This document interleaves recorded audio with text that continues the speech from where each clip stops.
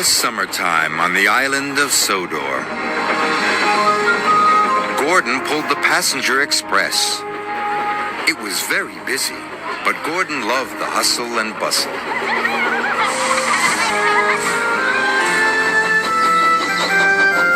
Henry hauled freight cars in the forest. He loved the peace and quiet, but he didn't see many people. Sometimes working in the forest could be very lonely. Later, Henry pulled into Knapford Station. He was delighted to see all the passengers. But Gordon was not delighted to see Henry. "Keep your smelly freight away from my passengers," grumbled Gordon. "But it's only logs," chuffed Henry.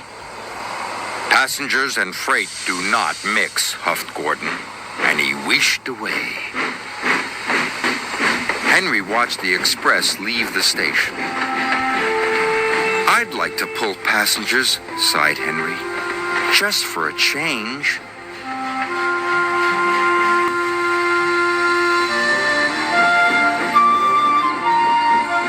Henry stopped at the water tank on the edge of the forest. Children were standing by one of the trees. "What are those children doing?" Henry asked Thomas. "That's the old Sodor wishing tree," said Thomas. "They must be making a wish." "A wishing tree?" gasped Henry. "How wonderful!" "Do you think it could make my wish come true?" asked Henry. "It might," said Thomas, and he puffed away.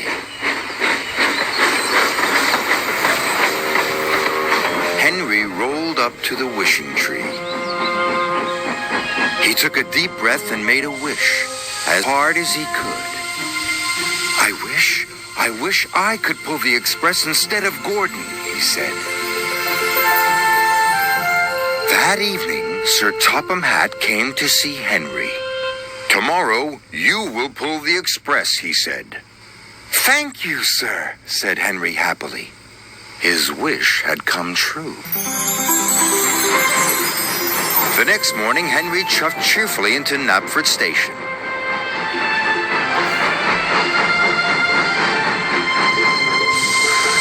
When his passengers were on board, Henry blew his whistle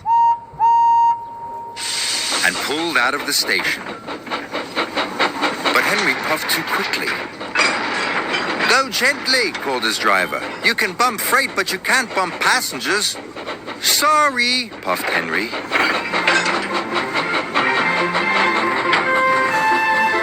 Henry puffed proudly through the countryside.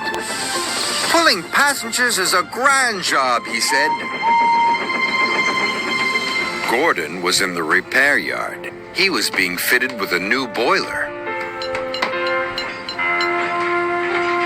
But Gordon felt lonely. He was missing his passengers. The passengers were missing Gordon, too. They were having the bounciest, bumpiest ride they had ever had. When Henry got back to the sheds, Sir Topham Hatt was waiting for him. "There have been complaints," he said slowly.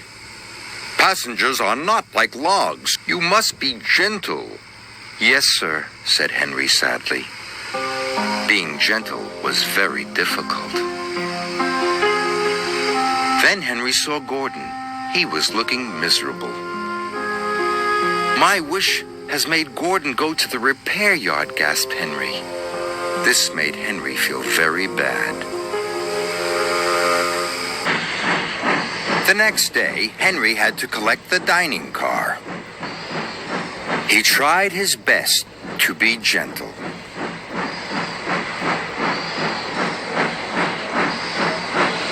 But he shunted the dining car so hard, everything flew into the air. There were more complaints than ever. Henry didn't want to pull passengers anymore. He wanted to wish everything back to normal.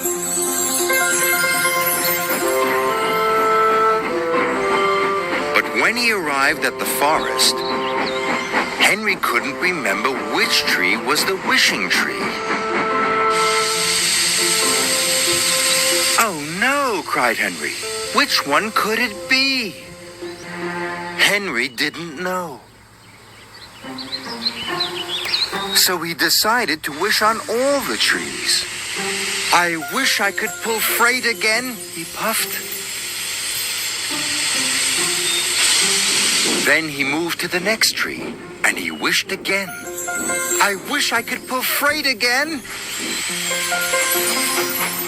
Sir Topham Hatt arrived on board Thomas.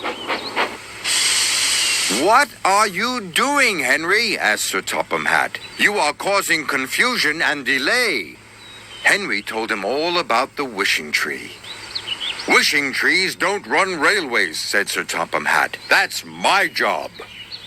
Gordon just needed some repairs. He'll be back tomorrow." Henry was delighted.